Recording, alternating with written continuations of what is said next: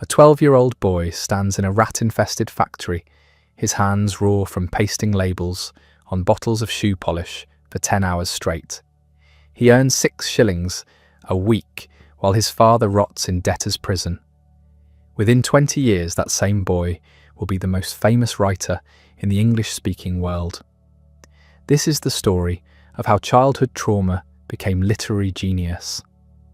Charles John Huffam Dickens was born on February 7th, 1812, in Portsmouth, a naval town on England's southern coast. His father, John Dickens, worked as a clerk in the Royal Navy Pay Office, earning a modest salary of £120 per year. It was enough to keep the family comfortable, but John had a problem. He couldn't manage money to save his life. The Dickens family moved constantly. Portsmouth to London when Charles was 2, London to Sheerness when he was 4, then to Chatham, Kent, where Charles would spend what he later remembered as the happiest years of his childhood. Not that he'd describe it that way at the time. Even then, he saw himself as a very small and not over particularly taken care of boy. But Chatham gave him something crucial: books. Charles read everything he could find: the picaresque novels of Tobias Smollett and Henry Fielding, Robinson Crusoe, Gil Blas. He devoured the Arabian Nights, reading it over and over until he could recite passages from memory. Elizabeth Inchbald's collected farces became a favourite. These weren't children's books. They were adult literature, full of complex characters and social commentary. The boy absorbed it all. At 7, Charles witnessed something that would shape his entire career. Joseph Grimaldi, the father of modern clowning, performed at the Star Theatre in Rochester. The performance mesmerised young Charles. Years later, he would imitate Grimaldi's routines and eventually edit the clown's memoirs. Theatre had entered his blood. Performance, timing, the relationship between entertainer and audience, all of it registered in that developing mind. Charles showed promise. He was bright, articulate, good with words. His parents noticed, neighbours noticed.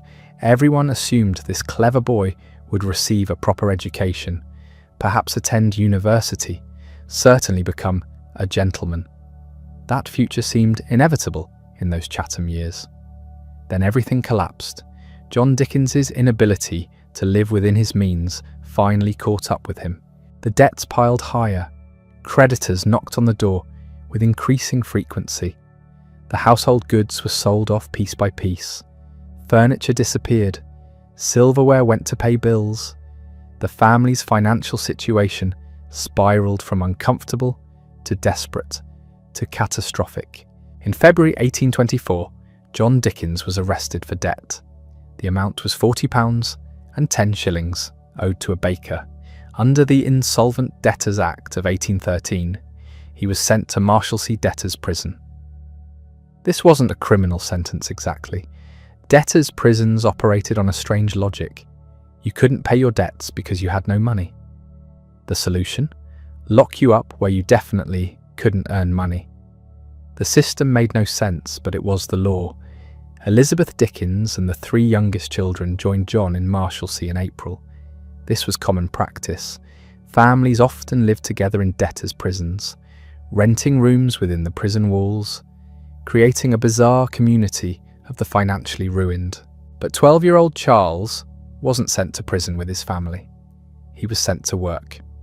Warren's blacking warehouse sat on Hungerford Stairs, near what's now Charing Cross railway station.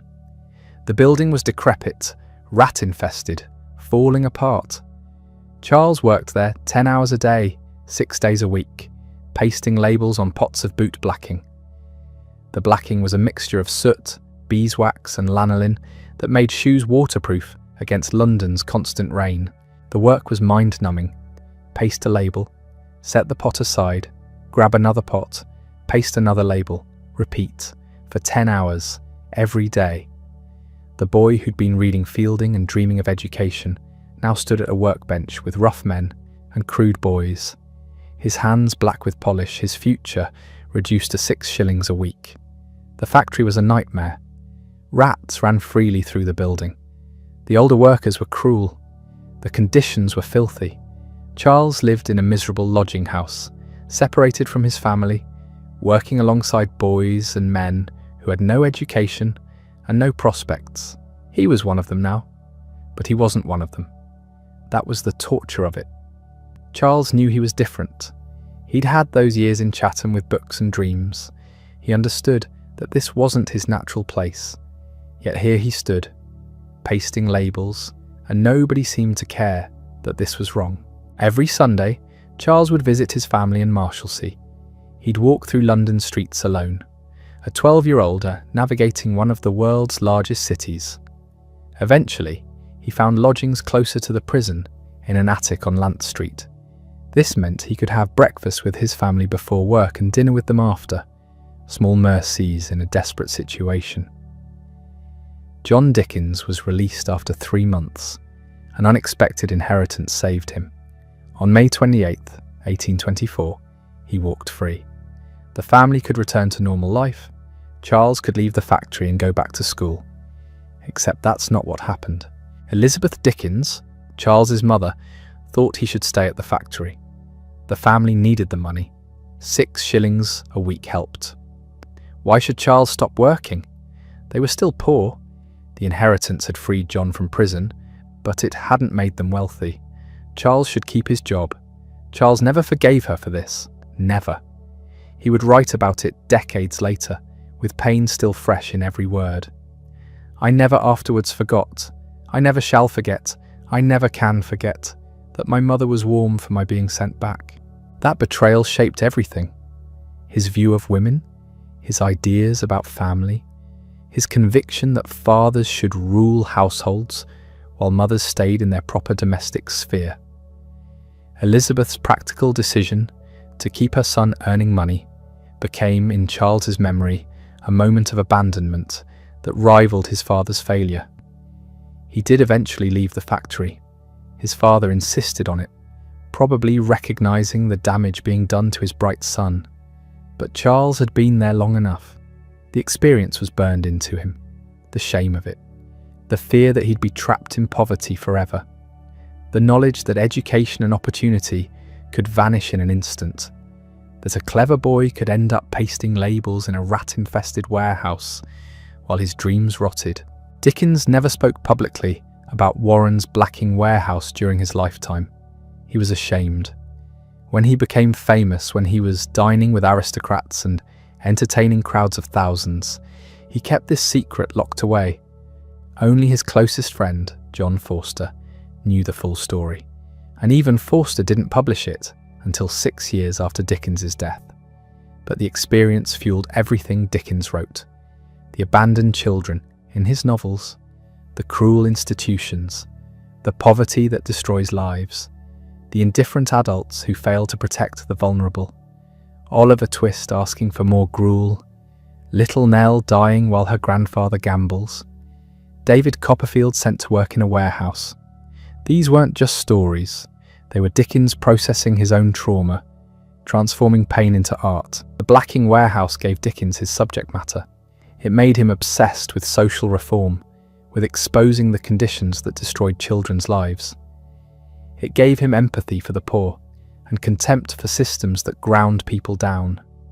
It made him angry, and that anger powered some of the greatest novels in English literature. But that came later. In 1824, Charles was just a boy trying to survive, wondering how he'd ended up here and whether he'd ever escape. After his father's release, Charles did return to school, though his formal education remained limited. He attended Wellington House Academy, a decent enough school, but nothing special. He learned, he studied, but the interruption had done its damage. The years when he should have been preparing for university had been spent pasting labels and visiting debtors' prison. At 15, Charles left school for good. He became a clerk in a solicitor's office. The work was tedious but respectable. It also gave him something valuable: exposure to the legal world. He watched lawyers operate, observed court proceedings, learned the language and procedures of English law. Later, his novels would be full of legal details, corrupt lawyers, and Byzantine court cases that destroyed lives. He knew what he was writing about because he'd seen it firsthand. But Charles was restless. Clerking wasn't enough. He taught himself Thomas Gurney's system of shorthand in his spare time, mastering a skill that would change his life. Shorthand reporters were in demand. They could transcribe court proceedings and parliamentary debates at high speed. It was specialised work that paid well. A distant relative, Thomas Charlton, worked as a freelance reporter at Doctors' Commons, the ecclesiastical court. He let Charles share his reporting box, and suddenly Charles had a new career. He was good at it. His memory for detail, developed through years of voracious reading, helped him capture testimony accurately. His command of language let him turn rough notes into readable prose. For nearly 4 years, Charles reported on legal proceedings. He watched humanity at its worst: divorce cases, property disputes, inheritance battles. The law wasn't about justice, it was about money and power, about who could afford better lawyers and longer litigation. The poor got crushed, the rich got richer. Charles watched and took notes. Then in 1830, something else happened that would shape his life. He fell in love. Maria Beadnell was the daughter of a banker. She was pretty, vivacious, completely out of Charles's league. He pursued her anyway, with the intensity he brought to everything. He wrote her letters. He called at her house. He made himself ridiculous trying to win her affection. Maria's parents looked at this young man, 18 years old, a court reporter from a family that had been in debtor's prison, no university education, no real prospects, and they said no. Maria was sent to school in Paris, removing her from Charles's orbit entirely. The rejection stung. It more than stung. It confirmed Charles's worst fears about himself, that he wasn't good enough, that his background would always hold him back, that the world was divided between people who had advantages and people like him who had to fight for everything. But rejection also hardened his determination. He would succeed. He would become someone. He would prove that Charles Dickens mattered. Years later, he'd write about Maria. She became Dora in David Copperfield, the adorable but ultimately unsuitable first love. She became Flora Finching in Little Dorrit, the woman who seemed enchanting in youth, but turned out to be, in middle age, diffuse and silly. Maria would re-enter his life briefly, decades later, and Dickens would discover that his memories had been far better than the reality. But in 1830, she was everything, and losing her hurt. Charles threw himself into work. He moved from legal reporting to parliamentary reporting, covering debates in the House of Commons for various newspapers. This was the 1830s, the reformist era, when Britain was arguing about everything: voting rights, working conditions, poverty relief, education. Charles watched politicians grandstand and compromise and betray principles for political advantage. He developed a lasting contempt for Parliament that would flavour his novels for decades. In 1834-8, he joined the Morning Chronicle, a liberal newspaper aligned with Benthamite reform movements. The job meant steady income and regular bylines. Charles was becoming known as a skilled reporter, someone who could cover complex political debates and make them readable for ordinary people. But reporting wasn't enough. Charles wanted to write. He'd been scribbling stories and sketches in his spare time, little pieces about London life and the characters he observed. In 1833, he submitted a piece to Monthly magazine. They published it. No payment, but it appeared in print under the pseudonym Boz. More sketches followed. Charles wrote about London's streets, its people, its absurdities. He captured the city's energy and squalor, its vitality and cruelty. The pieces were funny and sad and sharply observed. People noticed. In February 1836, a collection of these sketches was published as a book, Sketches by Boz. It sold well. Critics praised it. Suddenly Charles Dickens wasn't just a reporter, he was an author. And that's when publishers Chapman and Hall approached him with a strange proposal that would transform his life and English literature forever. Chapman and Hall wanted someone to write text accompanying illustrations, by Robert Seymour, a popular artist known for sporting scenes. The concept was simple, a series of comic sketches about a club of amateur sportsmen getting into absurd situations. The pictures came first, the text would follow. Charles was 24 years old. He'd published one book of sketches, and now these publishers wanted him to write a novel in monthly installments. Sort of. They wanted captions, really. Expanded captions. Charles said yes, but on his terms. He didn't want to write captions for someone else's pictures. He wanted to write a story and have the pictures illustrate his text.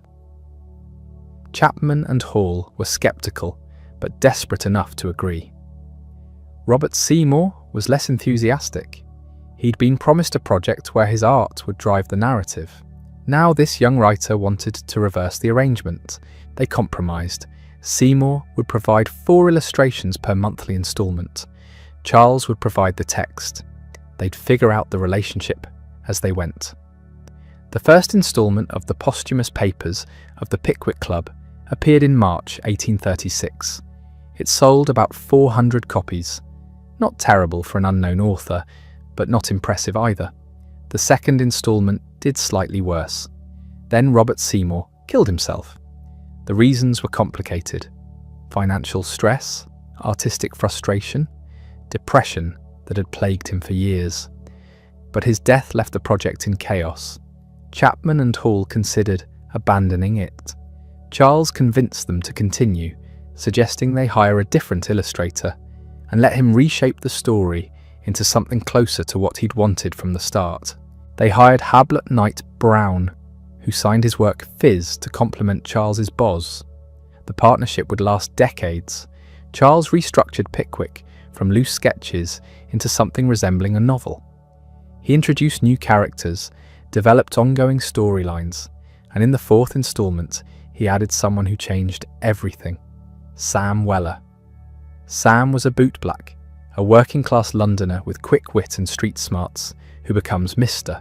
Pickwick's servant. He spoke in a distinctive voice, mixing malapropisms with folk wisdom.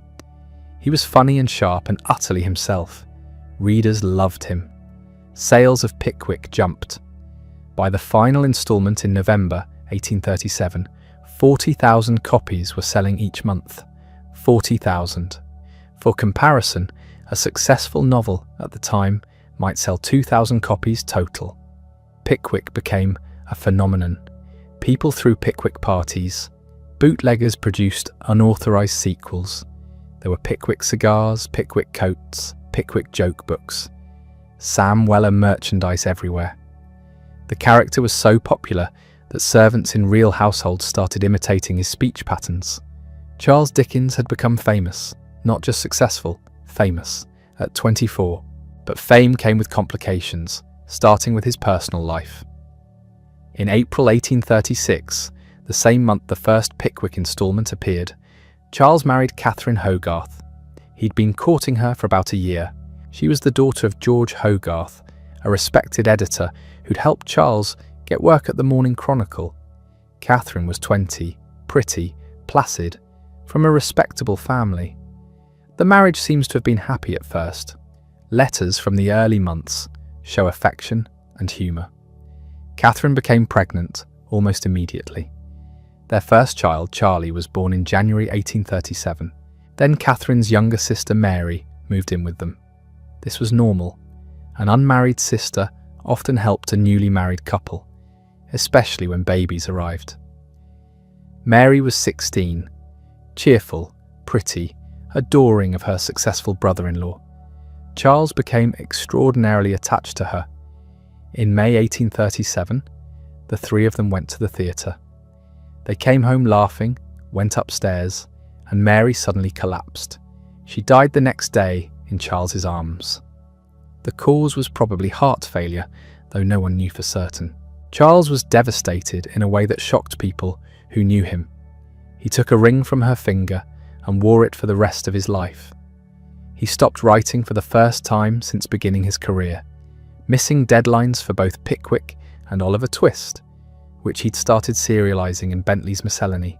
He talked about Mary constantly, wrote about her in letters, dreamed about her. Historians debate the nature of Charles's feelings for Mary. Was it romantic love, inappropriate and unacknowledged? Was it the idealization of youth and innocence? Was it something else entirely? What's clear is that Mary Hogarth became a template. The young, pure, self-sacrificing female characters who populate Dickens's novels, Little Nell, Rose Maylie, Agnes Wickfield, they're all versions of Mary, frozen at 16, forever perfect because they never had to age or disappoint or become complicated real people. Charles eventually returned to work, but Mary's death marked him permanently. He'd later arranged to be buried next to her, though this didn't happen. Meanwhile, Catherine kept having babies, 10 children over 15 years, plus at least 2 miscarriages. Charles loved his children, or said he did, but he also resented the financial burden they represented, and somehow blamed Catherine for this, as if she were having babies alone. The success of Pickwick transformed Charles's career options. Publishers competed for his work. He signed contracts for multiple projects simultaneously, often overcommitting himself in ways that would create problems later. He agreed to edit Bentley's Miscellany, a monthly magazine, for which he'd write a serialized novel. That became Oliver Twist, which started appearing in February 1837 while Pickwick was still running. So Charles was writing 2 monthly installments, editing a magazine, managing his new fame, and dealing with a growing family. Oliver Twist was darker than Pickwick. The story of an orphan navigating London's criminal underworld, it exposed the brutal realities of workhouses and poverty. The opening scene has Oliver asking for more gruel and being punished for his audacity. The novel drew directly from Charles's childhood trauma, though he never admitted this publicly. The workhouse scenes, the sense of being cast away, the humiliation of poverty, Oliver's confusion and fear. All of it came from Warren's Blacking warehouse and Marshalsea prison, transformed into fiction. Critics attacked Oliver Twist for its vulgarity. They objected to thieves and prostitutes appearing in a novel, to criminal slang being reproduced on the page. Respectable literature wasn't supposed to acknowledge that such people existed. Charles defended himself fiercely. He argued that showing the truth of poverty and crime was more moral than pretending they didn't exist. That sanitized fiction was a lie that helped no one. Readers didn't care about the critical controversy. They bought Oliver Twist in huge numbers. They wept over Oliver's suffering. They cheered when he found happiness at the end. Charles's productivity was insane. In 1838, he began serializing Nicholas Nickleby while still finishing Oliver Twist and editing Bentley's Miscellany. Nicholas Nickleby attacked abusive Yorkshire schools where unwanted children were sent to be neglected and beaten. Charles had visited these schools, gathering material. The novel's villain, Wackford Squeers, was based on real headmasters Charles had met. Nicholas Nickleby sold even better than Oliver Twist. The first instalment sold 50,000 copies. By 1838, Charles Dickens was the most popular novelist in England. He was 26 years old. But popularity brought pressure. Publishers wanted more. Readers wanted more. Charles had contracts he regretted signing, obligations he couldn't meet. He fought with Richard Bentley over editorial control of Bentley's Miscellany and the terms of his novel contracts. The relationship deteriorated into legal threats and public accusations. Charles discovered something about himself. He hated being controlled. Publishers, editors, anyone who tried to constrain his creative freedom triggered his rage. The Blacking warehouse had left him with a horror of powerlessness. Now that he had power, he wielded it aggressively. In 1839, he finally extricated himself from Bentley's Miscellany and his contracts with Bentley. The financial settlement was complicated, but Charles was free. He immediately started planning a new weekly magazine he'd control completely. But first he needed to write another novel. The Old Curiosity Shop began serialization in 1840 in Master Humphrey's Clock. the new weekly magazine Charles had created. The story of little Nell and her grandfather became a sensation unlike anything before it. Little Nell is a child caring for her grandfather, who's destroyed their lives through gambling. They flee London, travelling through England, encountering kindness and cruelty. Nell is pure, self-sacrificing, doomed. Everyone who reads the story knows she's going to die. The question is when and how. Charles wrote Nell's death while grieving Mary Hogarth all over again. He told a friend, "Old wounds bleed afresh when I think of this sad story." He was torturing himself and his readers simultaneously. The public reaction was unprecedented. Readers wrote begging Charles to spare Nell. They sent threats. When the final instalment revealed her death, people wore black armbands. There are stories, probably apocryphal, of Americans waiting at the docks, shouting at arriving ships, "Is little Nell dead?" The grief was real and bizarre. Modern readers find little Nell's relentless virtue annoying, but Victorian readers saw something different. They saw innocence destroyed by an indifferent world, and it broke their hearts. Charles had discovered he could manipulate emotion on a mass scale. Readers didn't just enjoy his stories, they lived inside them, caring about fictional people as if they were real. This power intoxicated him. It also exhausted him. Writing 2 novels simultaneously while editing a magazine and managing his public image was crushing. Charles started showing signs of strain. He complained of headaches, insomnia, chest pains. He was 29 and burning himself out.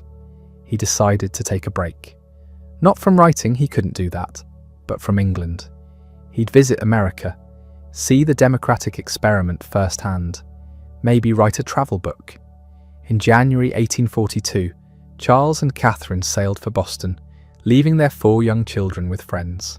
The American tour would last 6 months and would change how Charles viewed himself, his fame, and the world. America treated him like royalty. Crowds mobbed him in Boston. There were banquets, receptions, parades. Americans wanted to touch him, get his autograph, hear him speak. The adulation was overwhelming and intoxicating. Then Charles started criticizing America publicly. He attacked the lack of international copyright law, which allowed American publishers to pirate British books without paying authors. He denounced slavery, shocking his southern hosts. He criticized American manners, spitting, the obsession with money, the vulgarity of the press. Americans who'd lionized him turned hostile. The press attacked him as ungrateful and arrogant. Charles retreated into defensiveness, convinced he'd been misunderstood, that Americans couldn't handle honest criticism. He returned to England and published American Notes, a travel book that confirmed American fears. He criticized everything: hotels, cities, politics, people. The book sold well in England and created a furor in America. Charles had managed to alienate an entire country. He followed American Notes with Martin Chuzzlewit, a novel partly set in America. The American chapters are savage satire, depicting the country as a land of con artists and hypocrites. Americans read it and seethed. But Martin Chuzzlewit didn't sell well by Dickens's standards. After the massive success of his previous novels, this one barely reached 20,000 copies per installment. Charles panicked. Had he lost his audience? Was he finished? He needed something to restore his popularity and his finances.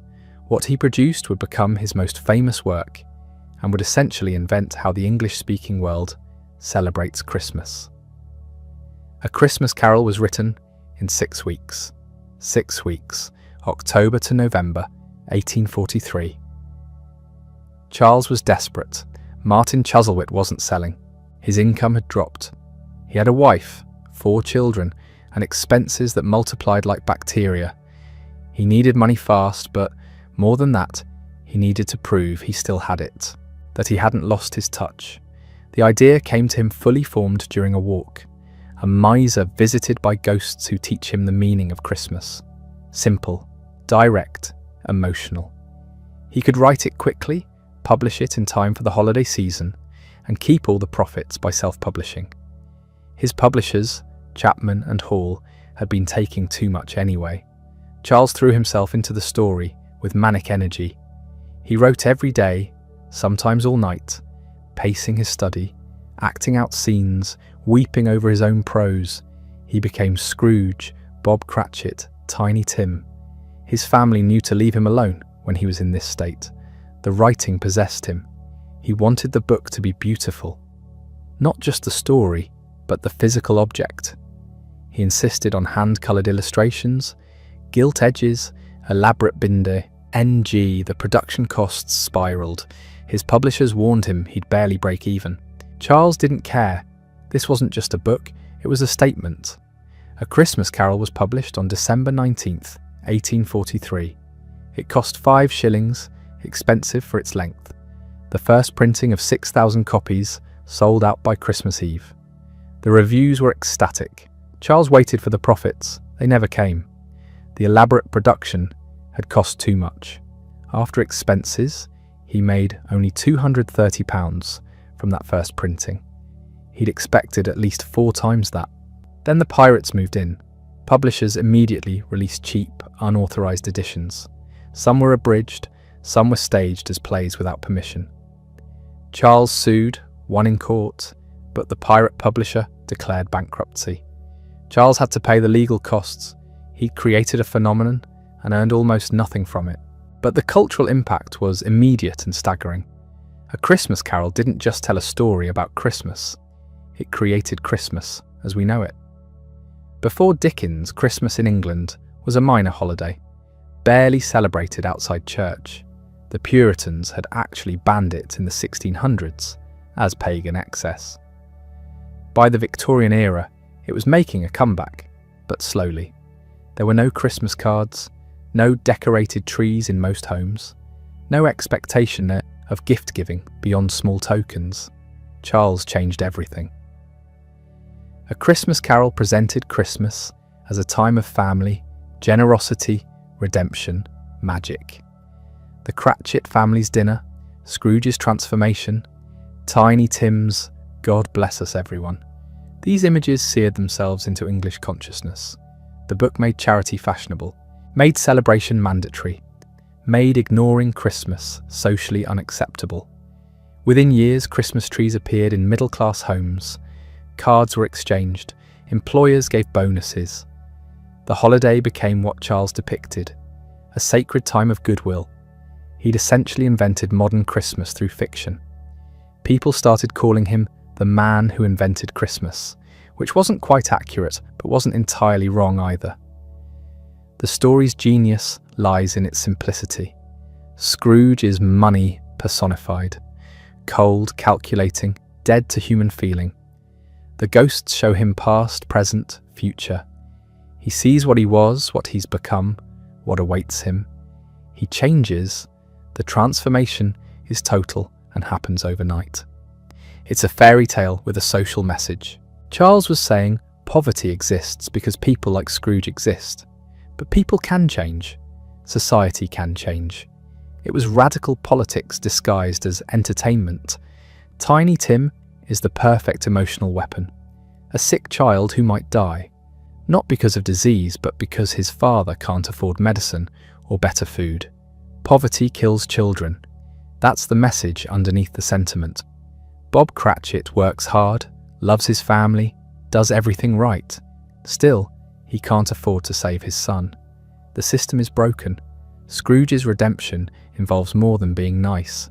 It involves redistributing wealth, raising Bob's salary, becoming in effect a philanthropist. Charles was arguing for a moral economy where the rich have obligations to the poor. Victorian readers got the message and mostly ignored it. They loved the sentiment, the family scenes, the happy ending. They conveniently overlooked the critique of capitalism. Charles would write 4 more Christmas books: The Chimes, The Cricket on the Hearth, The Battle of Life, The Haunted Man. None matched the original's impact. A Christmas Carol became his most adapted work. Stage productions began immediately. By the end of 1844, at least 8 different theatrical versions were running in London alone. Charles attended one and was furious. They'd butchered his story and weren't paying him a penny. He started reading the story aloud himself at private gatherings. Friends begged him to do public readings. He refused. Too vulgar, too commercial. He was a writer, not an entertainer. But the idea lodged in his mind. What if he could control the performances? What if he could make money directly from audiences? The thought percolated for years. Meanwhile, Charles had to write his way out of debt. He produced Dombey and Son between 1846 and 1848. It was a return to form. Sales were strong. The story followed Paul Dombey, a wealthy merchant obsessed with having a son to inherit his business. The son dies young. The daughter he ignored becomes his salvation. Classic Dickens. Money corrupts, love redeems, children suffer. Then came David Copperfield, serialised from 1849 to 1850. This was different. This was personal. Charles had begun an autobiography but found it too painful. He transformed it into fiction instead. David Copperfield is Charles's life disguised. The childhood poverty, the warehouse work, the social shame, the determination to rise. David's mother marries the cruel Mr. Murdstone. David is sent away. He works in a factory, then escapes, walks to his aunt's house, and rebuilds his life. The emotional core is authentic. Charles was writing about the Blacking warehouse without admitting it. The novel was cathartic. He poured his childhood trauma onto the page and transformed it into art. Readers loved it. They didn't know they were reading autobiography. Charles kept that secret. David Copperfield was his favourite among his novels. He said so explicitly in the preface to the 1867 edition. It was the book of his heart. The 1850s brought changes. Charles was approaching 40. His marriage was deteriorating. Catherine had given him 10 children. He resented her for it, which was monumentally unfair since he'd participated in their conception. He blamed her for getting pregnant, for being tired, for not being intellectually stimulating. The marriage had been affectionate once. Now it was duty and disappointment. Charles started making cruel comments about Catherine in letters to friends. She was dim. She was incompetent. She couldn't manage the household. None of this was true. Catherine was overwhelmed. She'd been pregnant or nursing almost continuously for 15 years. She suffered from postnatal depression. Charles had no patience for any of it. He wanted a wife who was decorative, efficient, and invisible. Catherine was none of those things. In 1851, Catherine's father died. Her sister Georgina, who'd been living with them and helping with the children, became even more essential. Charles praised Georgina constantly. She was everything Catherine wasn't. Energetic, organised, devoted to him. The dynamic was uncomfortable. People gossiped. Charles didn't care. Georgina ran his household. Catherine was increasingly sidelined. Charles threw himself into work. He edited Household Words, a weekly magazine he'd founded in 1850. He wrote articles, edited submissions, managed the business. He serialised Hard Times in the magazine in 1854. Hard Times is Charles's most overtly political novel. It attacks industrial capitalism, utilitarianism, and the dehumanisation of workers. The setting is Coketown, a grim industrial city where everything is measured in profit. The characters include Thomas Gradgrind, who believes only in facts, and Josiah Bounderby, a factory owner who's a fraud. The novel argues that facts without imagination create misery, that treating humans as economic units destroys souls. Critics found it heavy-handed. Modern readers often agree, but Charles was angry. He'd visited industrial cities, seen the conditions, met the workers. He wanted to shock comfortable readers into awareness. The novel sold well in serial form, but didn't achieve the cultural penetration of his earlier works. Charles didn't care. He was restless, dissatisfied, looking for something. In 1856, he bought Gad's Hill Place in Kent. This was the house he'd dreamed of owning as a child. His father had pointed it out during walks, saying if Charles worked hard, he might live there someday. Now he owned it. Success vindicated. But success didn't bring happiness. Charles was bored. His marriage was dead. His children were expensive. He needed something to reignite his passion. In 1857, he met Ellen Ternan. She was 18. He was 45. She was an actress, hired for a charity theatrical production Charles was organising. He became obsessed. The nature of their relationship remains debated. They destroyed almost all correspondence. What's clear is that Ellen became central to Charles's life. He set her up in houses, visited her constantly, supported her financially. Whether they were lovers in the physical sense, we'll never know for certain. But emotionally, Charles had left his marriage. In May 1858, Charles and Catherine separated. This was scandalous. Divorce was rare and ruinous. Separation was slightly less so, but still shocking. Charles issued a public statement blaming Catherine, claiming she'd never been a good wife or mother. He forced his children to choose sides. Most sided with him. Catherine moved out. Georgina stayed. The arrangement confirmed every rumour. Charles didn't care. He was free. Rumours about Ellen circulated. Charles denied everything. He claimed the separation was about Catherine's inadequacies, nothing more. Some people believed him. Most didn't. His reputation suffered, but not catastrophically. He was too famous, too beloved. Readers wanted to believe their hero was righteous. Charles began public readings in 1858. He'd resisted for years. Now he needed money and validation. The readings were theatrical performances. Charles didn't just read, he acted. He became his characters. Fagin's voice, Nancy's desperation, Scrooge's transformation. He performed for 2 hours with only a reading desk and a book. Audiences were mesmerised. The readings were financially successful beyond anything Charles had imagined. He could earn more in one night than a month's magazine sales. He toured England, Scotland, Ireland. He performed 129 times in the first year. The physical toll was severe. Charles was in his late 40s.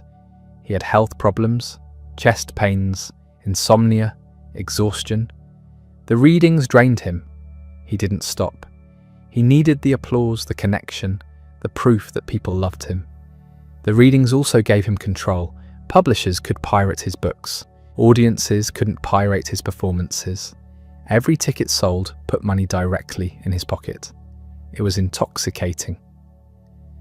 Charles started to see himself as a performer as much as a writer. He was becoming something new, a celebrity who sold himself, not just his work. In 1859, Charles started a new magazine, All the Year Round. He'd quarrelled with the publishers of Household Words and wanted complete control. The first issue featured the opening of A Tale of Two Cities. The novel ran until November. A Tale of Two Cities is Charles's take on the French Revolution. It's set in London and Paris, moving between the two as revolution erupts. The story follows Charles Darnay, a French aristocrat who rejects his family's cruelty, and Sidney Carton, a dissolute English lawyer who loves the same woman. The revolution consumes everyone. Innocents die. The guillotine becomes a character. The novel's famous opening captures Charles's view of history. It was the best of times, it was the worst of times. Everything contains its opposite. Progress and terror, hope and despair. The ending is pure melodrama. Sidney Carton, who's wasted his life, redeems himself by taking Charles Darnay's place at the guillotine. It is a far, far better thing that I do than I have ever done. The sacrifice is Christ-like. Readers wept. The novel sold well but divided critics. Some found it too theatrical. Others praised its scope. Modern readers often rank it among his best, though it's atypical. Less humour, more historical sweep. Charles was experimenting, pushing his range. Great Expectations came next, serialised in All the Year Round from 1860 to 1861. This is Charles returning to what he did best, a first-person narrative about a boy's journey to adulthood.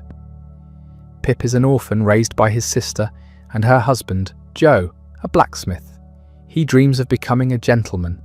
He gets his wish through a mysterious benefactor. But becoming a gentleman means leaving Joe behind, and Pip learns that social climbing has costs. The novel examines class, ambition, guilt, and identity. Pip's shame about his origins mirrors Charles's own. The benefactor turns out to be Magwitch, the convict Pip helped as a child. Not a gentleman at all, but a criminal. Pip must reconcile his snobbery with the reality of who actually helped him. Great Expectations is perfectly structured. Every element connects. The ending was originally tragic. Pip and Estella, the woman he loves, part forever. Charles's friend Edward Bulwer-Lytton convinced him to write a happier ending. Charles complied, though the new ending is ambiguous enough to satisfy both camps. The novel was a critical and commercial success. Charles had proven again that he could evolve while remaining essentially himself. His personal life was unravelling at the same speed his career was accelerating. Charles's relationship with Ellen Ternan had become central to his existence. She was an actress, 18 when they met in 1857. He was 45. The exact nature of their relationship remains debated because both destroyed most of their correspondence. What's clear is that Charles supported her financially, set her up in houses, and spent significant time with her. The secrecy was essential. Victorian England wouldn't forgive a famous author living openly with a younger woman while still married. Charles separated from Catherine in 1858. He published a statement in his magazine explaining the split, which made things worse. The public was scandalised. Charles blamed Catherine for everything: her supposed coldness, her lack of energy, the number of children they'd had. He rewrote history, claiming the marriage had always been unhappy. This wasn't true. Early letters showed genuine affection, but Charles needed to justify his choices, so he painted Catherine as inadequate. She moved to a house in Camden. They never reconciled. Catherine's sister, Georgina, stayed with Charles. This sparked rumours of incest. Charles was furious and defensive. He insisted Georgina had saved the family, that she'd raised the children when Catherine supposedly couldn't. The scandal damaged his reputation, but didn't destroy it. His fame protected him in ways a lesser figures wouldn't have. Still, the whispers followed him. Ellen became his secret. He visited her when touring. He bought her homes under false names. The relationship consumed him emotionally, but remained hidden from the public eye. When Charles died, he left her money. Victorian biographers ignored her existence or downplayed it. Only in the 20th century did scholars piece together the full story. The separation freed Charles in some ways. He threw himself into work with renewed intensity. The readings continued. He added a new piece, The Murder of Nancy from Oliver Twist. This was Sykes killing Nancy, the prostitute who tried to help Oliver. Charles performed both roles, switching between the terrified woman and the brutal murderer. It was shocking. Audiences were transfixed. Some women fainted. Critics worried it was too violent, too intense. Charles loved it. He became possessed during the reading. His pulse would race afterward. He'd be exhausted, shaking. Doctors warned him to stop. He refused. The murder reading gave him something he craved: complete emotional release. He could channel his rage, his guilt, his inner darkness into Sykes. It was cathartic and destructive. The American tour of 1867 was a financial triumph and a physical disaster. Charles crossed the Atlantic despite his declining health. America paid better than England. He needed the money. Ellen's upkeep was expensive. His children needed support. He had debts. The readings earned him nearly £20,000, equivalent to about $2 million today. The cost was his body. He suffered flu symptoms throughout the tour. His foot swelled painfully. He walked with a cane. Insomnia plagued him. He drank more. Stimulants during the day, sedatives at night. His energy came in bursts, then crashed. Between performances, he'd collapse. But when the curtain went up, he transformed. The audiences saw the old Charles, vibrant, commanding, alive. Americans loved him more than they had in 1842. He'd criticised them harshly after his first visit. Now, 25 years later, they welcomed him as a returning hero. The Civil War had ended. America was rebuilding. Charles represented culture, sophistication. The old world. His readings sold out. People waited hours for tickets. He was a phenomenon. But something was breaking. Charles himself sensed it. Letters home mention exhaustion, longing for rest. He pushed through anyway. The applause sustained him temporarily. The money justified the suffering, and maybe he couldn't stop. Stopping meant facing what he'd become, a man running from himself through performance. He returned to England in April 1868. His health didn't improve. The readings continued. He added more murder readings despite medical advice. His doctor, Frank Beard, told him flatly he'd die if he kept going. Charles agreed to reduce the schedule. He didn't stop. In 1869, Charles began what would be his final complete novel. Our Mutual Friend had been published in 1865, but he'd been too focused on readings to write much fiction since. Now he started The Mystery of Edwin Drood. It was going to be a detective story, something new for Charles. A young man disappears. His uncle is the prime suspect. The novel would reveal whether he's guilty. Charles never finished it. He completed 6 of the planned 12 monthly installments. The story breaks mid-sentence. Edwin Drood remains one of literature's great unsolved mysteries. Scholars have spent decades debating what Charles intended. Was John Jasper, the uncle, guilty? Would Edwin turn out to be alive? There's no definitive answer. The manuscript ends and Charles's plans died with him. The writing of Drood was interrupted constantly by readings. Charles couldn't give them up. In January 1870, he began a farewell tour. 12 performances in London. The murder reading was included, despite doctors' protests. After one performance, Charles was found backstage, barely able to speak. He'd had a minor stroke. He finished the tour anyway. The final reading was on March 15th, 1870. Charles read from A Christmas Carol and The Trial from Pickwick Papers. At the end, he broke down. He told the audience he'd never read to them again. There were tears, his and theirs. He left the stage for the last time. 3 months later, he'd be dead, but there were still weeks to live. Charles returned to Gad's Hill Place, the house he'd bought in Kent. He'd coveted it since childhood, walking past it with his father, dreaming of one day owning it. Now it was his. He'd arrived. The irony is that he was rarely there. He was always touring, always performing, always running. In early June, Charles was working on Edwin Drood in his chalet, a small writing structure in the garden. On June 8th, he worked all day. He came to the house for dinner. His sister-in-law Georgina noticed he looked unwell. Charles said he felt strange. He wanted to go to London. Georgina suggested he lie down. He refused. He stood to leave the table and collapsed. Doctors were called. Charles had suffered a massive stroke. He was unconscious. There was no hope. He lingered through the night and into the next day. On June 9th, 1870, at 6:10 p.m, Charles Dickens died. He was 58 years old. His will requested a quiet burial in Rochester. The nation had other ideas. He'd belonged to them. Westminster Abbey arranged a private ceremony, but thousands came to pay respects. For days, people filed past the grave. They left flowers, notes, tears. Charles had wanted simplicity. He got spectacle even in death. The obituaries were massive. Papers devoted entire pages. They recounted his rise from poverty to fame, his novels, his readings, his impact.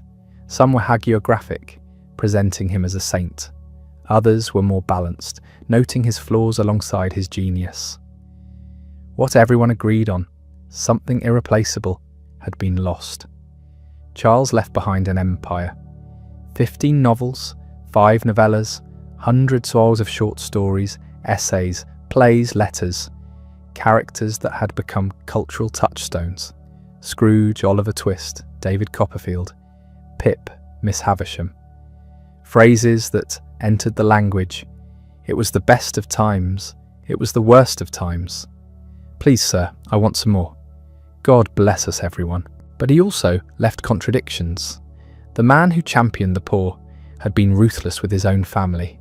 The writer who created tender female characters had treated his wife cruelly. The performer who gave audiences joy had driven himself to exhaustion chasing applause. Charles was never simple. His greatness came with shadows. The financial situation was complicated. Charles died wealthy, but not as rich as people assumed. The readings had earned massive sums, but expenses were high. Supporting Ellen, his children, maintaining multiple properties, all of it cost money. His estate was valued at around £93,000. Comfortable, not enormous. Ellen received an annuity. Catherine got nothing beyond what they'd agreed in the separation. The bulk went to Charles's sister-in-law, Georgina, and his children. The Mystery of Edwin Drood was published incomplete. Readers were frustrated. Publishers saw opportunity. The novel sold well, despite having no ending. Or perhaps because of it. People wanted to know what Charles had planned. They still do. Dozens of writers have attempted completions. None is definitive. The story remains a fragment. Like Charles's life cut short, his literary reputation evolved quickly. In his lifetime, Charles had been popular, but not always respected. Critics dismissed him as a sentimentalist, a crowd pleaser. Serious literature was supposed to be difficult, aimed at educated readers. Charles wrote for everyone. He was too accessible, too emotional, too commercial. That changed. Within years of his death, critics began reassessing. They noticed things they'd missed: the social criticism embedded in the entertainment, the psychological depth of characters like Pip and Miss Havisham, the structural sophistication of novels like Bleak House. Charles hadn't just told stories, he'd created entire worlds, populated by hundreds of distinct characters, each memorable. The 20th century elevated him further. Modernist writers like Virginia Woolf and T.S. Eliot still dismissed him, but popular opinion remained firm. Charles was England's greatest novelist. Academic study followed. Universities offered courses. Scholarly books multiplied. Every aspect of his work was analysed. His treatment of women, his portrayal of poverty, his use of coincidence, his narrative techniques. Film and television embraced him. A Christmas Carol has been adapted dozens of times. Oliver Twist, Great Expectations, David Copperfield, all became movies, miniseries, stage productions. The stories proved endlessly adaptable. Each generation found something new in them.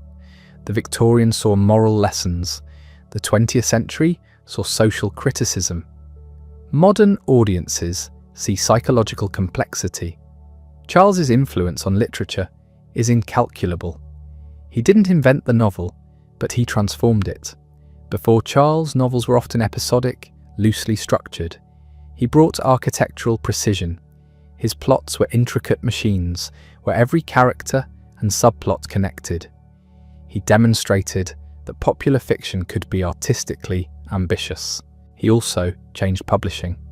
The serial format he perfected became standard. Magazines serialized novels for decades after his death. The cliffhanger, the ongoing narrative, the sense of communal reading, all of these derive partly from Charles's example. Modern television series owe him a debt. The season-long arc, the ensemble cast, the mix of drama and humour, Charles did it first. His social impact was tangible. Ragged schools for poor children expanded after Oliver Twist. Workhouse conditions improved following public outcry his novels helped fuel.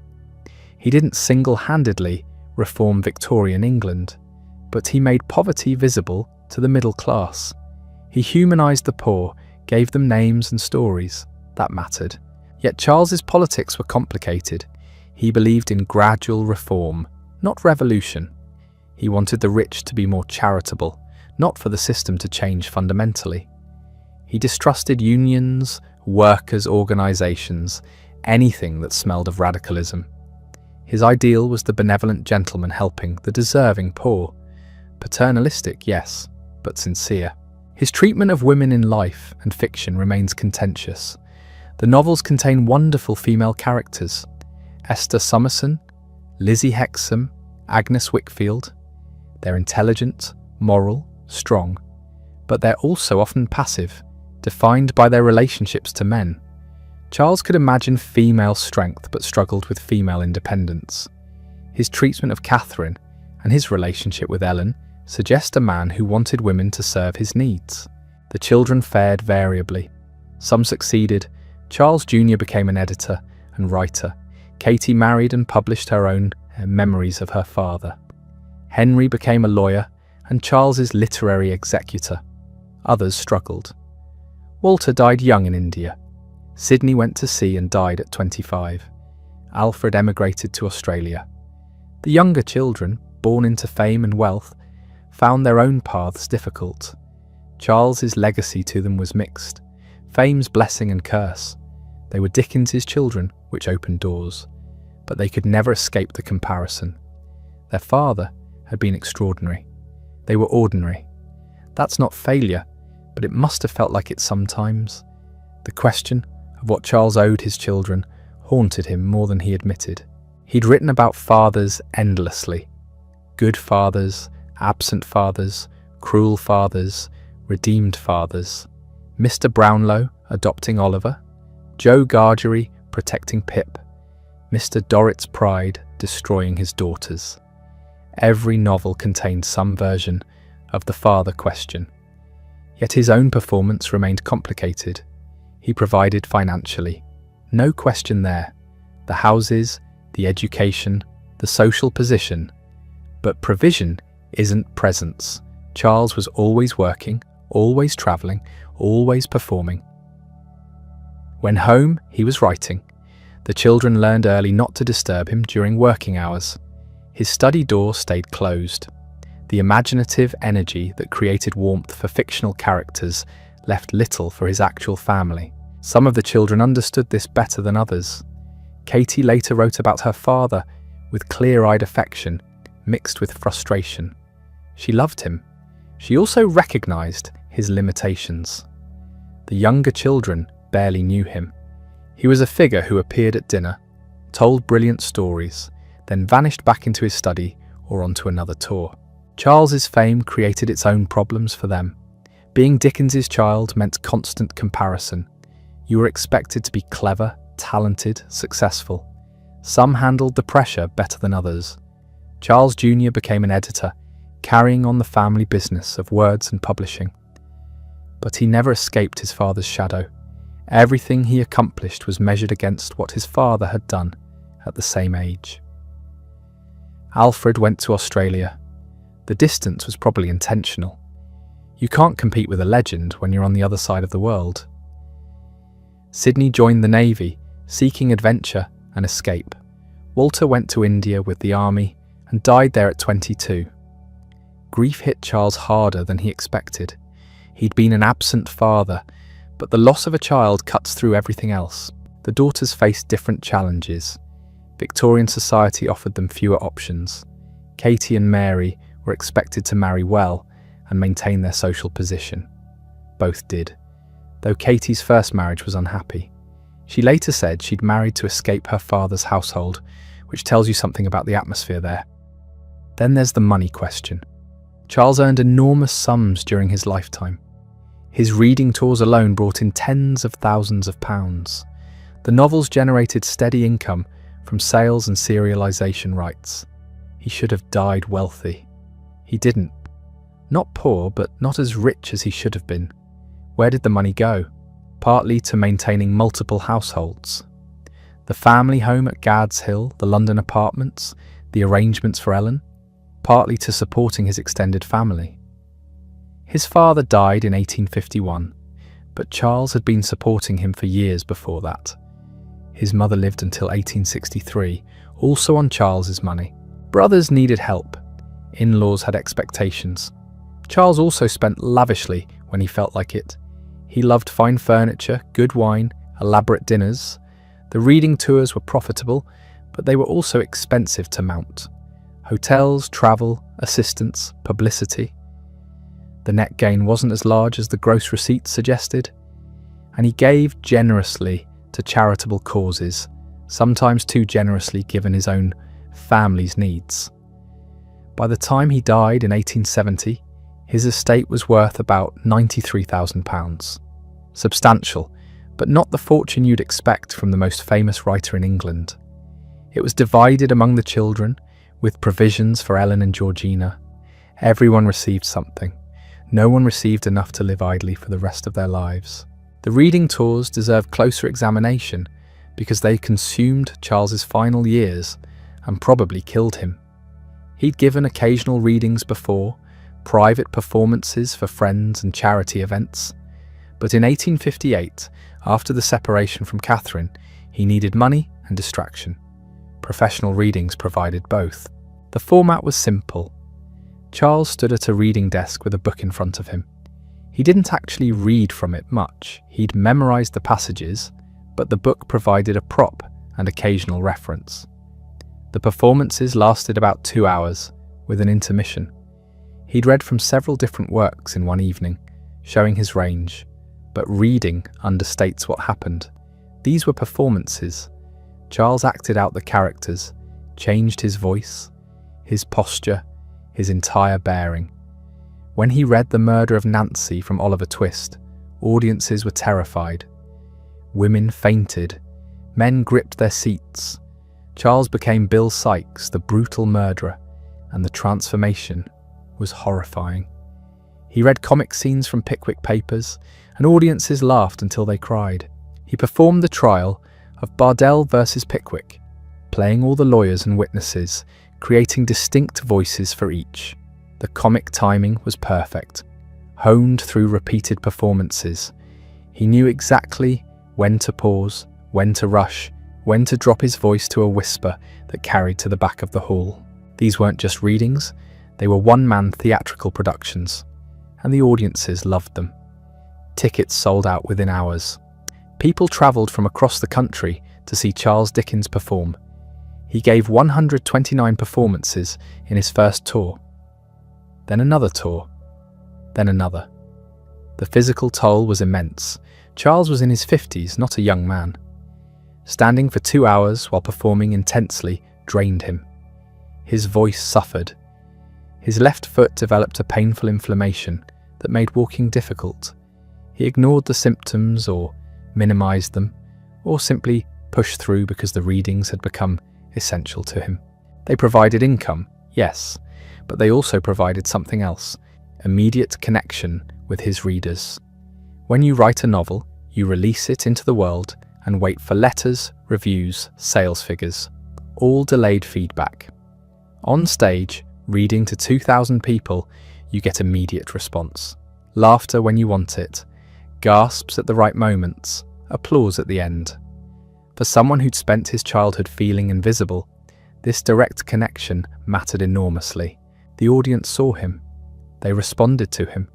He controlled their emotions completely for 2 hours. The power was intoxicating. His friends worried. John Forster, his closest friend and future biographer, begged him to slow down. His doctor prescribed rest. Charles agreed, then booked more readings. In 1867, despite his declining health, he accepted an offer for an American reading tour. The money was too good to refuse. Nearly £20,000 for 6 months of work. America had changed since his first visit in 1842. He'd been young then, critical, disappointed by what he found.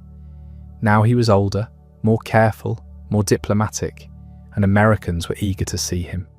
The tour was a financial triumph and a physical disaster. Charles's health deteriorated rapidly. The foot inflammation worsened. He developed flu-like symptoms that never quite resolved. Insomnia plagued him. He looked exhausted, and he was. but the audiences kept coming. Night after night, city after city, Charles performed. Boston, New York, Philadelphia, Washington. The schedule was brutal. Travel between cities, set up, perform, tear down, travel again. He earned his money, every penny, but he paid for it with his health. He returned to England in April 1868, exhausted but already planning his next tour. His family and friends were alarmed. He looked terrible, walked with difficulty, complained of dizziness and vision problems. These were signs of serious illness, possibly stroke. Charles dismissed the concerns. He had one more reading tour planned, the Farewell Tour. It began in October 1868, 74 performances across England, Scotland and Ireland. He'd end in London with a final series of 12 readings. Then he'd retire from public performance forever. That was the plan. He managed to complete most of it before his body simply refused to continue. The problem was the murder scene. Charles had added Bill Sikes murdering Nancy to his repertoire, and it was sensationally popular. It was also sensationally exhausting. He threw himself into the performance with terrifying intensity. His pulse rate would shoot up. He'd emerge from the reading shaking and drenched in sweat. His doctor measured his pulse before and after one performance. It went from 72 to 112 beats per minute. This was dangerous for a man in his 50s with declining health. Everyone told him so. Charles kept performing it. The audience reaction was too powerful. They were horrified, shocked, mesmerised. They'd never seen anything like it. Neither had he. This was art as immediate experience, and he couldn't give it up. In April 1869, during a reading in Preston, Charles collapsed. Not on stage, but afterward. He managed to finish the performance, then couldn't stand. His left side went numb. Speech became difficult. These were clear stroke symptoms. His doctor finally put his foot down. The tour was cancelled. Charles was ordered to rest completely. He hated it. Rest meant sitting still, not performing, not controlling a room full of people through the power of his voice and presence. But his body had made the decision for him. The farewell tour was cut short. He'd given his final public reading without knowing it. Not quite his final reading. After months of rest, Charles negotiated a compromise. He'd give a series of 12 final readings in London at St James's Hall. Just 12. A proper farewell. His doctor reluctantly agreed with strict conditions. No murder scene, limited performances, careful monitoring. The farewell readings began in January 1870. Charles was 57 years old and looked older. He walked with a cane, moved carefully, tired easily. But on stage, something of the old fire returned. These were his people, his London audience. They'd followed him for decades. They knew his characters as well as he did. The final reading was scheduled for March 15th, 1870. Charles chose passages from A Christmas Carol and Pickwick Papers. Safe choices, familiar material. The hall was packed. Everyone knew this was the end of something. Charles Dickens would never perform publicly again. He read beautifully. The voice was still there, the timing, the ability to inhabit characters completely. The audience laughed and cried in all the right places. When he finished, the applause went on for several minutes. Charles stood at his reading desk, visibly moved. Then he spoke directly to the audience, breaking the format for the first time. He thanked them. He spoke about the relationship between writer and reader, performer and audience. He promised he'd continue writing, but this was his farewell to public readings. His voice broke slightly. The audience was silent, absorbing the moment. Then more applause, standing ovations, reluctance to leave. Charles left the stage for the last time. The reading tours were over. He'd given hundreds of performances, travelled thousands of miles, earned substantial money, and probably shortened his life by several years. But he'd also connected with his readers in a way few writers ever do. They'd seen him, heard him, experienced his characters through his voice. That mattered to him more than almost anything. Back home at Gad's Hill, Charles returned to the one thing he'd never abandoned: writing. There was still a novel to finish. The Mystery of Edwin Drood had been serialised since April. 6 monthly instalments published, 6 still to come. He'd signed a contract. The story wasn't complete. The work continued. Gad's Hill Place was the house Charles had dreamed of as a child. He'd seen it during walks with his father around Chatham decades ago. John Dickens had pointed at the elegant Georgian building and told young Charles that if he worked hard enough, he might live there someday. Now he did. He'd bought it in 1856, renovated it extensively, made it his. The boy who'd pasted labels in a blacking factory owned the house his father had used to inspire him. The irony wasn't lost on Charles. He'd achieved everything his father never could. He'd become wealthy, famous, respected. He'd escaped the debt and shame that had defined his childhood. Yet here he was at 58, exhausted and ailing, still working as hard as ever. Edwin Drood was different from his previous novels. Darker, more focused on mystery and atmosphere than social commentary. The story centred on the disappearance of a young man in the cathedral town of Cloisterham, clearly based on Rochester. John Jasper, the cathedral choirmaster, was either the hero or the villain. The plot hinged on opium dens, jealousy and murder, or possible murder. Charles hadn't decided yet. He worked in his chalet, a Swiss structure he'd erected in the garden. 2 stories with windows overlooking the countryside. He'd installed mirrors to maximise the light.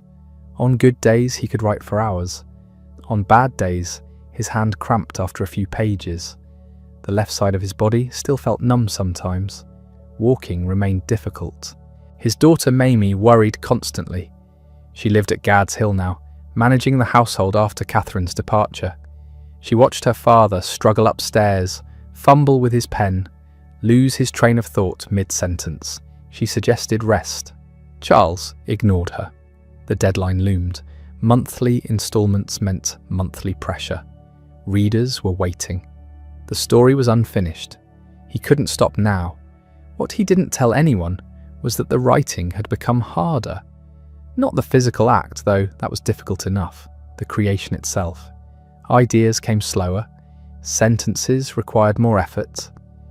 The effortless flow he'd once possessed, the ability to produce thousands of words in a single sitting, had diminished. He was tired. Bone-deep tired in a way that sleep didn't fix. But Edwin Drood intrigued him. The mystery structure was new territory. He'd always excelled at plot, at weaving multiple storylines together. But this was different. This required withholding information, planting clues, maintaining suspense in a more deliberate way. He enjoyed the challenge even as it exhausted him. The opium den scenes were particularly vivid. Charles knew London's underworld well. He'd walked those streets for decades, observing, taking notes. The dens existed in Shadwell and Limehouse, places where respectable Victorians didn't venture. Charles had. He'd seen men and women lying in stupors, pipes still smoking beside them. He'd smelled the sweet cloying smoke. He'd talked to the proprietors. All of it went into the novel. John Jasper was perhaps his most psychologically complex villain yet. A respectable choirmaster who led a double life. Surface respectability hiding inner corruption. Charles understood that duality better than most. He'd spent his career presenting one face to the public while concealing darker truths. The blacking factory shame, the marital breakdown, Ellen Ternan. Speaking of Ellen, she visited occasionally, discreetly. The arrangement had continued for over a decade. Charles had set her up in houses in various locations, always maintaining the fiction that they were merely friends. His children knew, though they never spoke of it openly. Society suspected, but couldn't prove anything. The relationship remained complicated. Ellen was 43 now, no longer the teenage actress who'd captivated him. Charles was 58 and declining. They'd built a life together in the margins, snatching time when possible, always careful of appearances. It wasn't the grand romance he'd once imagined. It was something more mundane and sad.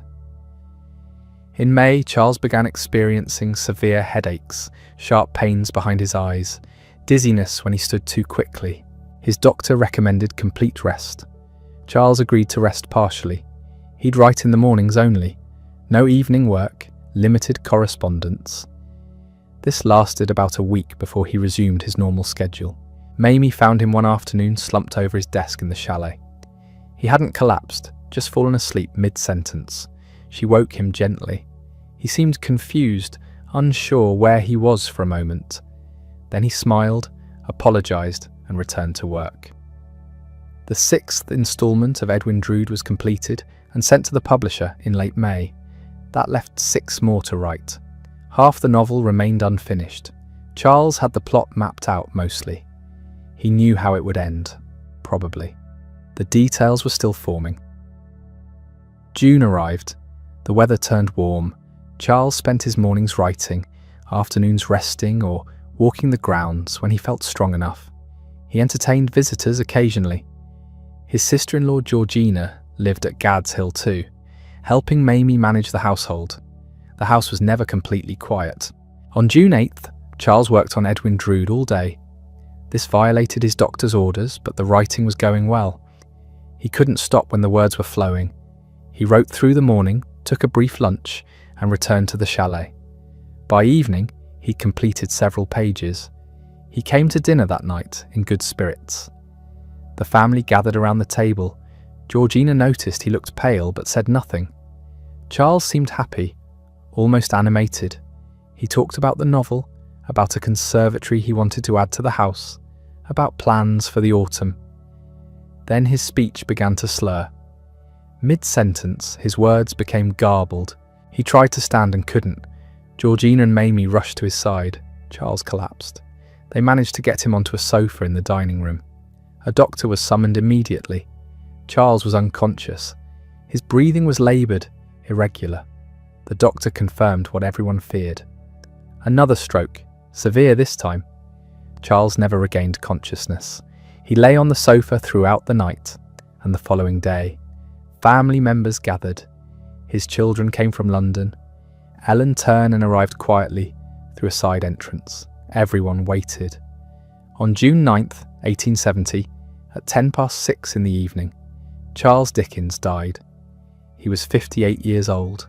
The news spread quickly. By the next morning, all of England knew. Newspapers ran obituaries. Tributes poured in from around the world. The public reaction was immense, as if a beloved family member had died, because in a sense he had. Charles Dickens' characters had inhabited people's lives for decades.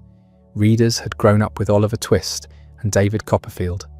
They'd laughed at Pickwick and wept for Little Nell. His novels had been companions through lonely evenings, topics of conversation, shared experiences across classes and generations. Charles had requested a simple burial in Rochester. He wanted no fuss, no public spectacle. His will specified a small gathering, no monument larger than necessary. He'd seen too many elaborate Victorian funerals. He didn't want that for himself. The nation disagreed. Westminster Abbey offered burial in the Poets' Corner, the highest honour England could bestow on a writer. His family accepted. The burial took place on June 14th, early in the morning to avoid crowds. But crowds came anyway. Thousands lined the streets. The Abbey opened the grave to public viewing after the ceremony. For days, people filed past to pay respects. They brought flowers, left notes, stood silently. The outpouring was unprecedented. What Charles left behind was staggering. 15 completed novels, 5 novellas, hundreds of short stories, countless articles and essays. He'd edited magazines, written plays, delivered hundreds of public readings. He'd campaigned for social reform, helped establish charities, used his celebrity to draw attention to causes he believed in. His novels had changed how people thought about poverty, childhood, justice, and social responsibility. Oliver Twist made child labour a national scandal.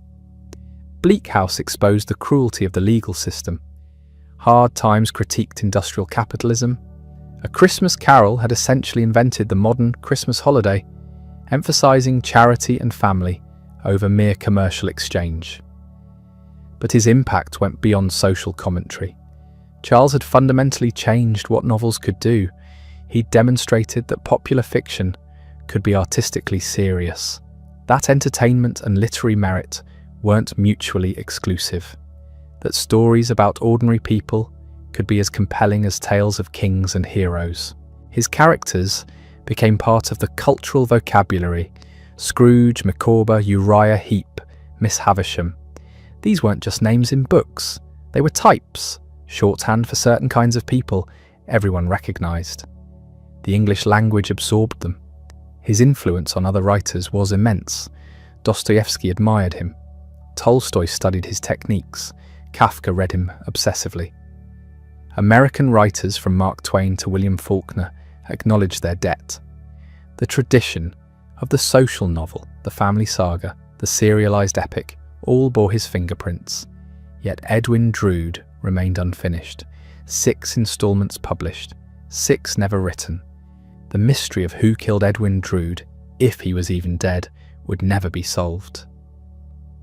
Charles took the answer with him. This drove readers mad. Speculation began immediately. What was Jasper's role? Who was the mysterious Datchery? How was it supposed to end? People examined the published installments for clues. They interviewed Charles's friends and family.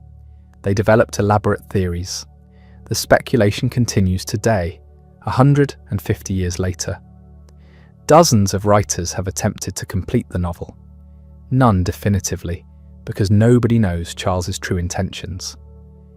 The mystery of Edwin Drood became a real mystery, unsolvable. Perhaps that's fitting. Charles's life was full of mysteries he never fully explained. The blacking factory trauma he revealed to almost no one.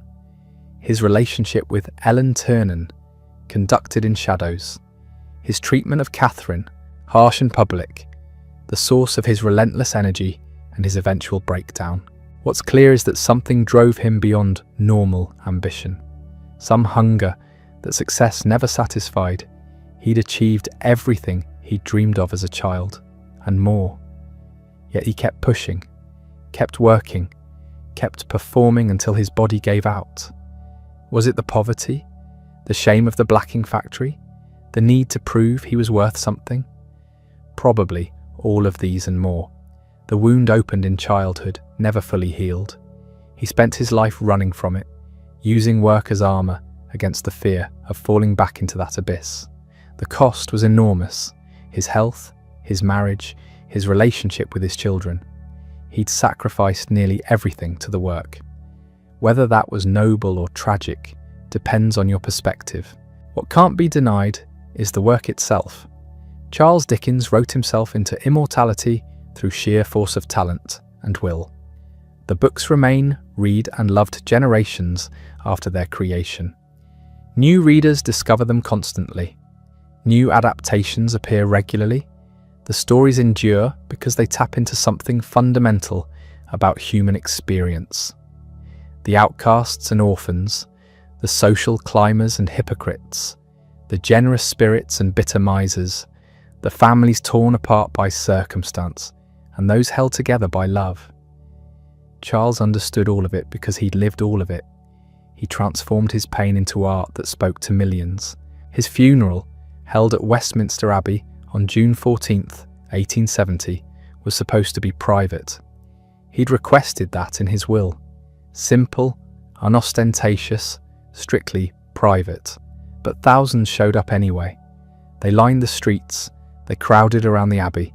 They waited for hours just to file past his grave. For days afterward, people came to leave flowers. The grave became a pilgrimage site almost immediately. The outpouring revealed something Charles himself might not have fully grasped. How deeply he'd penetrated the public consciousness. He wasn't just a famous writer, he was something closer to a friend. People felt they knew him through his books. They'd laughed with him, cried with him, grown up reading his stories month by month.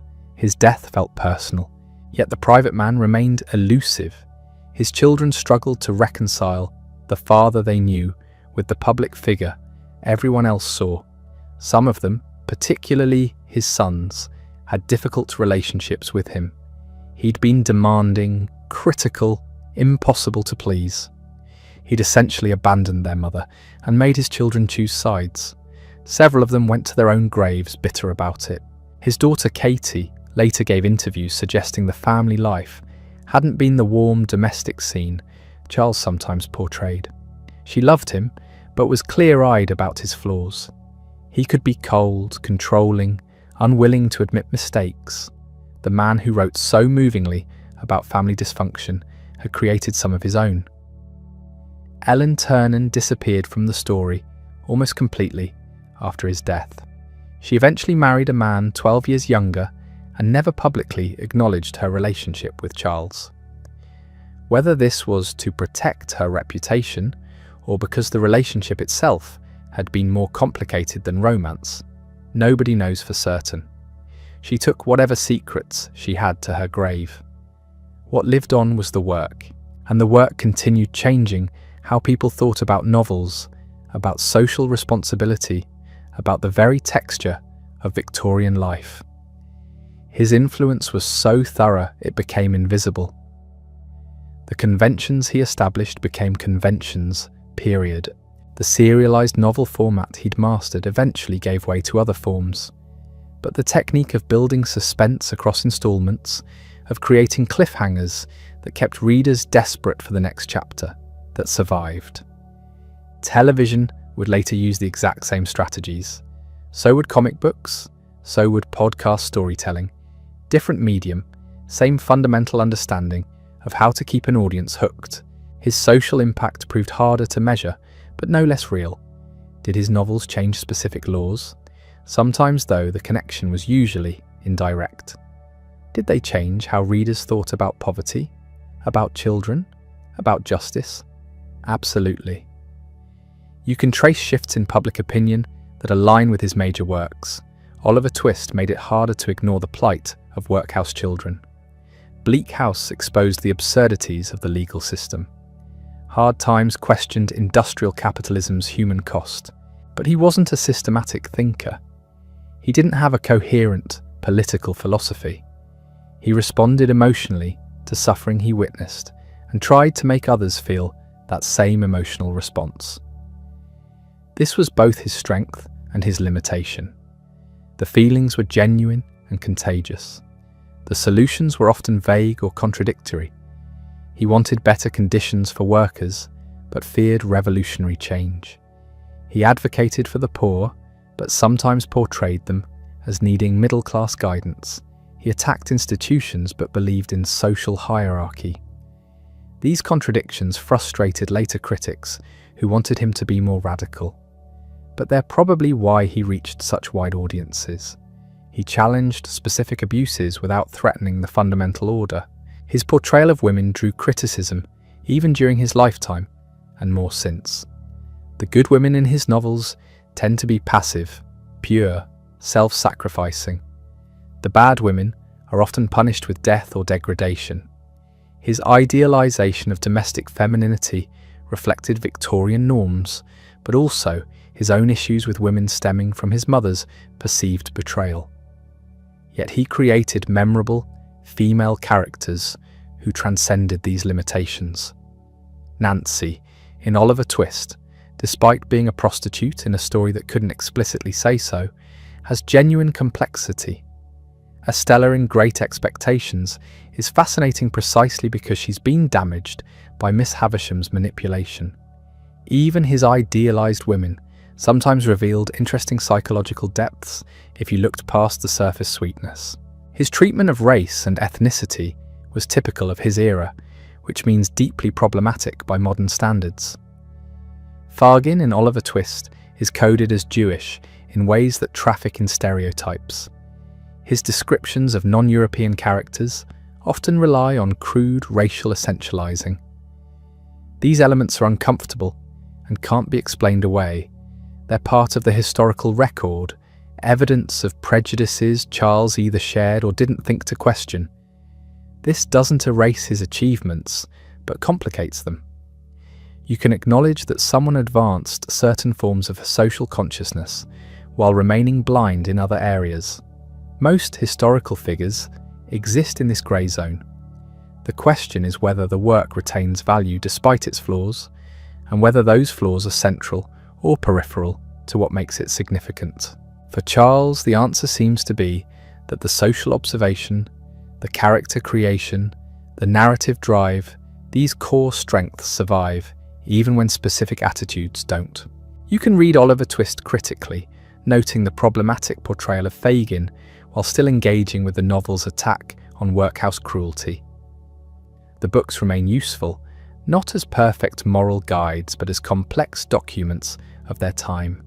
His reputation has fluctuated across generations.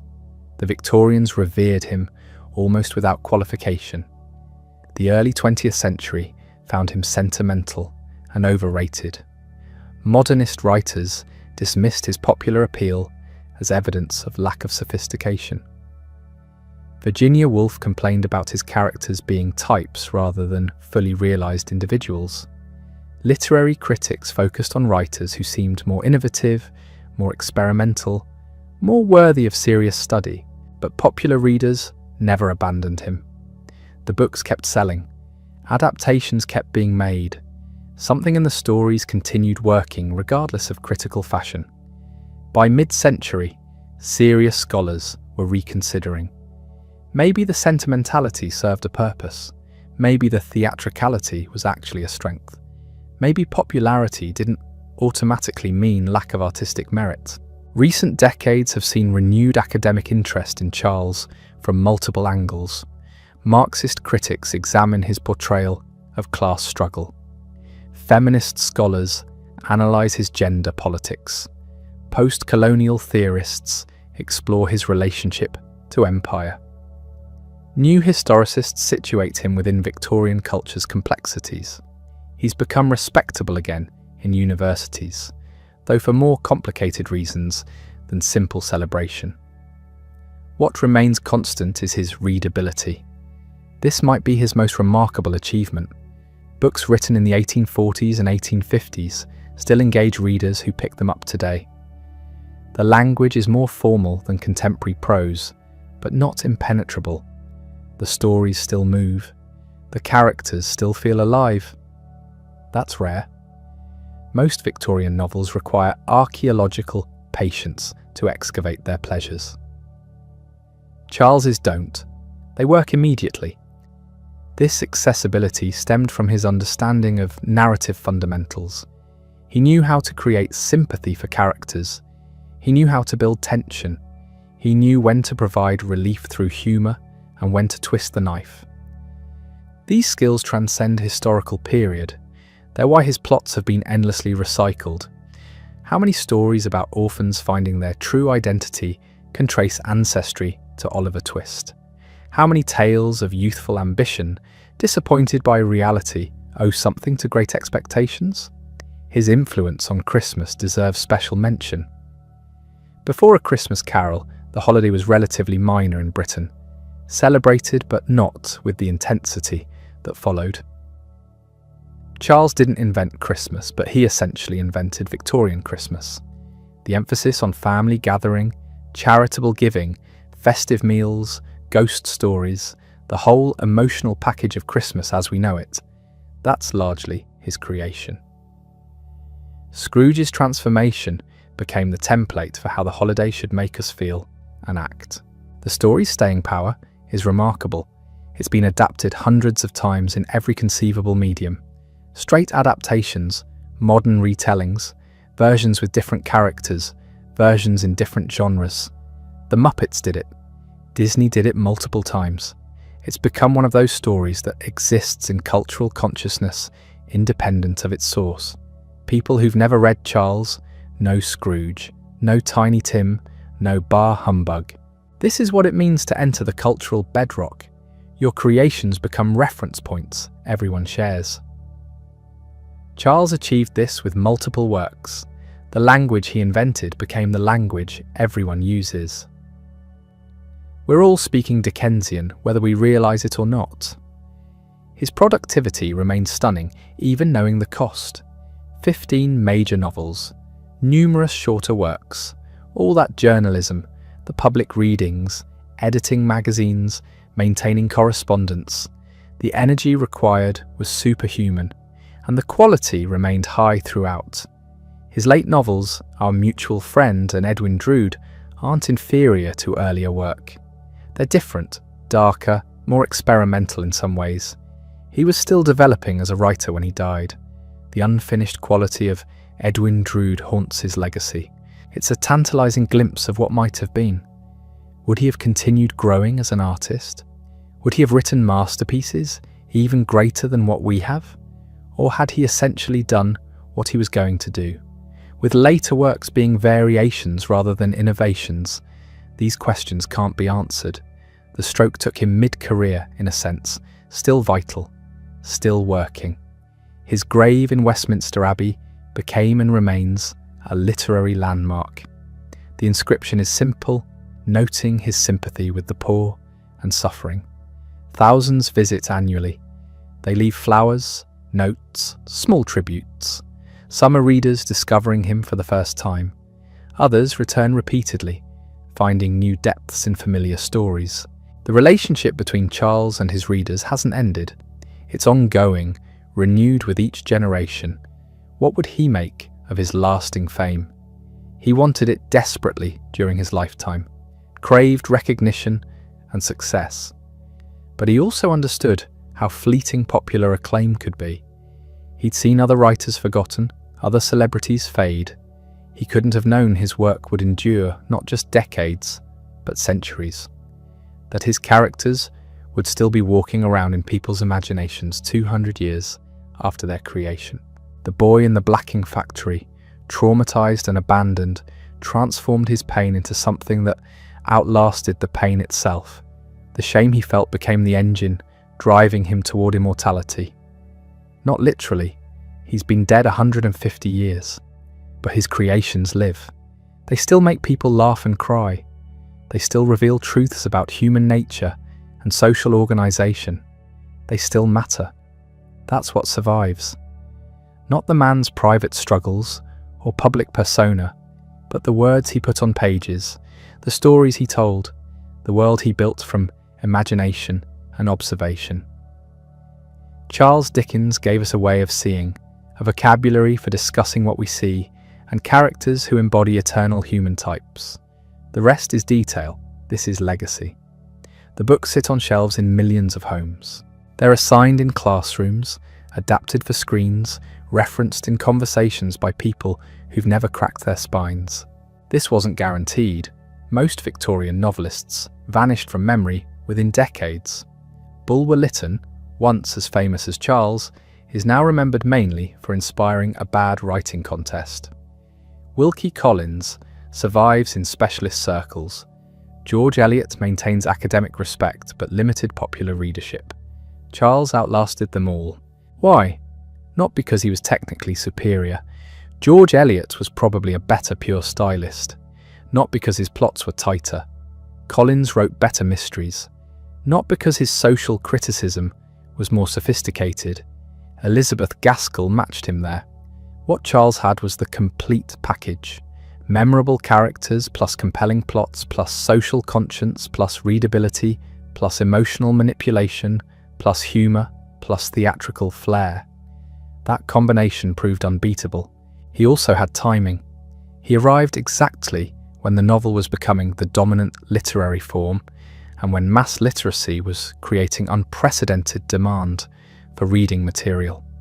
The serialization format he mastered perfectly suited an expanding middle class hungry for regular entertainment.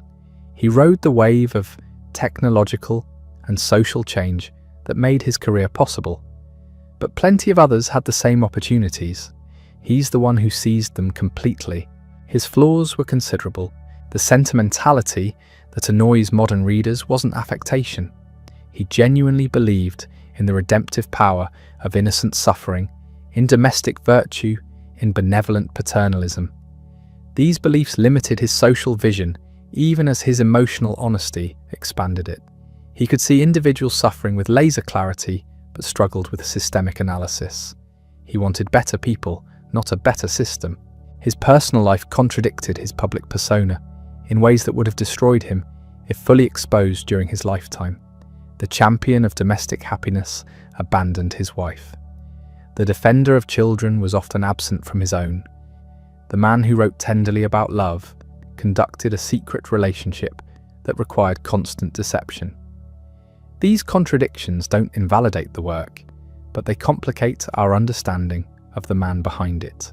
What matters finally is what he left behind. Not perfect novels, not flawless characters, not complete social solutions, but something that keeps working generation after generation.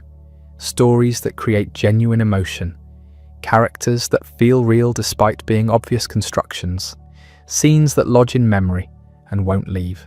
That's craft at the highest level. The 12-year-old in the blacking factory couldn't have imagined this outcome. He just wanted to escape, to be someone, to prove he mattered. He achieved that beyond any reasonable expectation. The Warehouse Boy became the most famous writer in England. The shame became fuel for creation. The abandonment became empathy for the abandoned. The trauma became art. Whether that transformation was worth the cost, nobody can say. Charles paid with his health, his family relationships, his private happiness. What he bought with that payment was immortality. His name endures. His characters live. His influence extends through channels he couldn't have anticipated. Television, film, graphic novels. These forms all carry his DNA. Walk past Westminster Abbey. People are still visiting his grave, leaving flowers, paying respects to someone dead 150 years. That's not normal. Most graves are forgotten within generations. His remains a destination.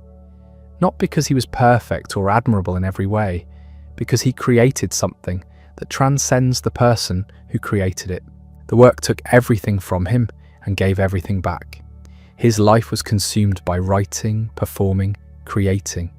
He died at 58, worn out, still working, mid-novel. He never retired, never stopped, never rested until his body forced the issue. That relentlessness produced the work but destroyed the man. You can't separate them. The cost and the achievement are the same story. Edwin Drood breaks off mid-sentence. That fragment stands as his final statement. Not a completed vision, but an interrupted one. Still creating, still experimenting, still reaching for something new when death intervened. There's something appropriate about that. Charles never achieved satisfaction. He couldn't. The hunger that drove him couldn't be satisfied by success.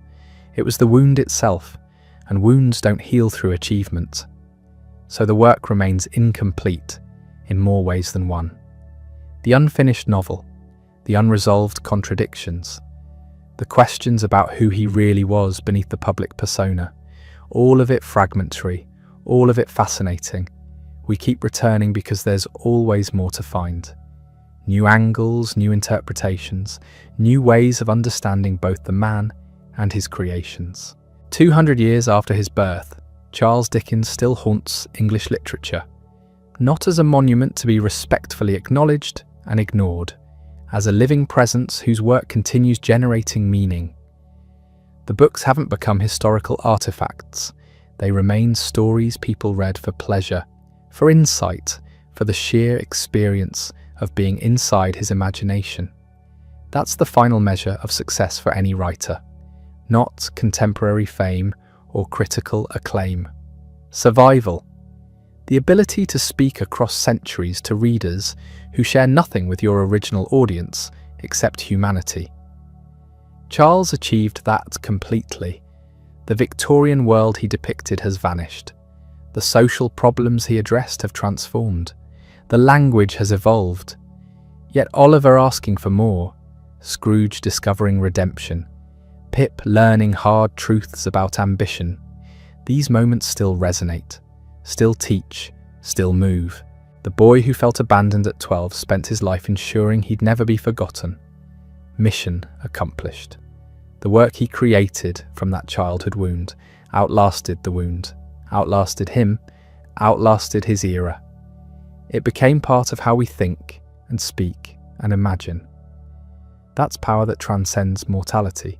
Not literally, he's still dead, but in the ways that matter for a writer. Charles Dickens never left. The words remain. The characters endure. The stories keep being told. That's immortality enough.